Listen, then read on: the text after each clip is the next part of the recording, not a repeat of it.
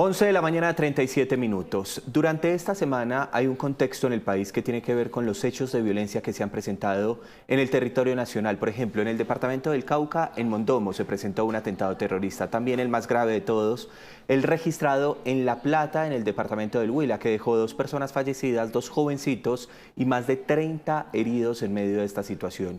Y en medio de todo este panorama hay críticas por una decisión que ha tomado el gobierno nacional y tiene que ver precisamente con la suspensión de operaciones contra las disidencias. Esto ha generado mucho rechazo entre la población civil, entre los colombianos, pero además entre los políticos. Vamos a saludar hasta ahora al gobernador de Antioquia, Andrés Julián Rendón, que nos acompaña en directo a nosotros. Gracias, gobernador, por estar en este espacio.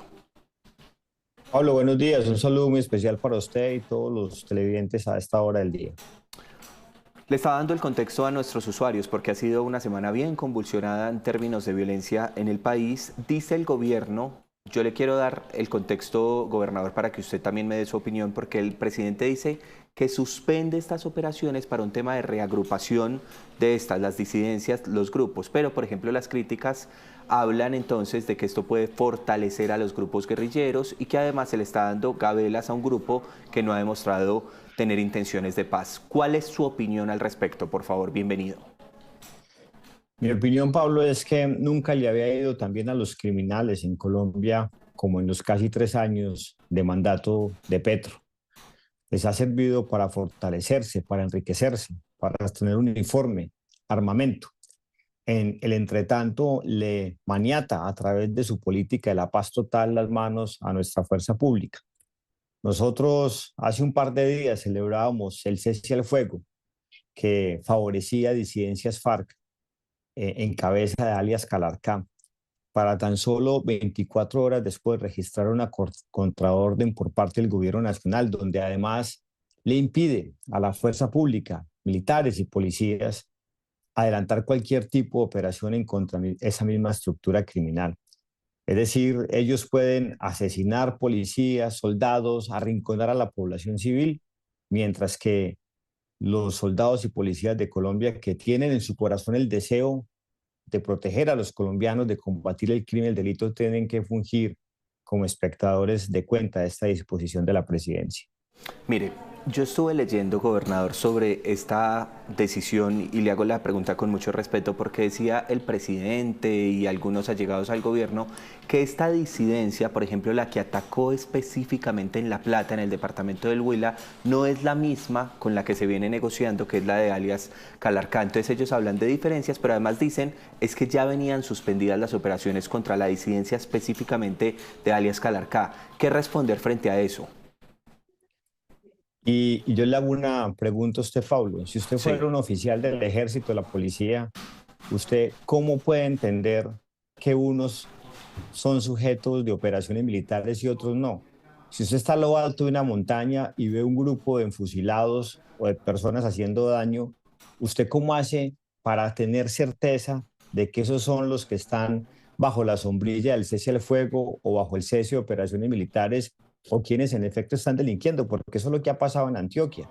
En Antioquia desde hace un buen tiempo se tiene una sombrilla de impunidad en favor de las disidencias de alias Calarcá, pero lo que hacen los del ELN y los del Clan del Golfo es mimetizarse bajo esa sombrilla, cambiarse de brazalete, y eso lo que hace es ponerle un freno de mano a cualquier acción operativa por parte del ejército, de la Policía Nacional, y en consecuencia lo que hemos visto en estos años es crecer esas estructuras en su presencia criminal, no solo como desestabilizadores del orden público, sino además fungiendo como el clan del Golfo de Jíbaros.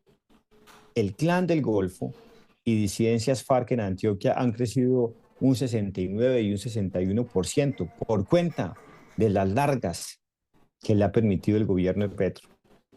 Ahora, hay otra crítica también muy fuerte al presidente Gustavo Petro y es que sencillamente ni siquiera se ha referido, dicen algunos, a este hecho que pasó en La Plata, en el departamento del Huila. Él puso un trino muy extenso donde hablaba entonces de las comparaciones, tomaba esta decisión de la suspensión de las operaciones, pero dicen muchos que ni siquiera ha lamentado pues la muerte de dos jovencitos. Hablo de jovencitos porque la muchacha tenía 17 años, el muchacho tenía 20, y hablan entonces de todo lo que pasa en el país, además del cambio en las instrucciones que tienen las disidencias de las FARC, y es atacar a la población civil. ¿Qué piensa usted al respecto? Pues ahí tiene usted, Pablo, un camino lleno de pétalos de rosas para los criminales y de espinas para los ciudadanos. Son los ciudadanos los que padecemos, las autoridades civiles los que padecemos este tipo de decisiones equívocas del gobierno nacional. Bandidos envalentonados por doquier.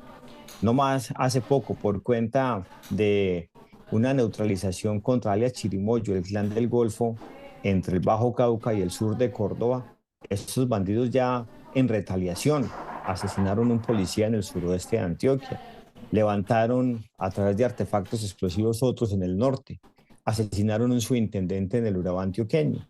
Es decir, lo que nos ha traído la política de la paz total no es más que el recrudecimiento de la violencia, bandidos crecidos, fortalecidos y popochos de plata por cuenta de esa sombrilla de impunidad que ha implicado para ellos la disposición del gobierno nacional. Nosotros una vez más le pedimos al gobierno Petro que por favor ya está bueno de equivocaciones. Ya van cerca de 3 años donde se nos ha mostrado hasta la saciedad que este camino no ha conducido a paz alguna, porque la paz no se consolida contemporizando con el crimen, sino que se impone con seguridad, con justicia y con oportunidades sociales. Presidente, desátele las manos a nuestros soldados y policías, déjelos arrinconar al crimen y no que sea el crimen quien nos arrincone a nosotros. Permítales que protejan a los colombianos. Le quiero hacer una pregunta final, gobernador, y le agradezco mucho habernos sacado este espacio aquí en Noticias Caracol en vivo, y es eso, porque mire, vuelvo y hago, digamos, de lo que dice el gobierno nacional. Ellos dicen es que, mire, el cese al fuego, el suspender las operaciones ha traído también parte de paz a la población, porque entonces, digamos que cesan un poco las hostilidades contra la población civil. Pero yo le quiero hacer esta pregunta: ¿cuál cree usted que podría ser la solución?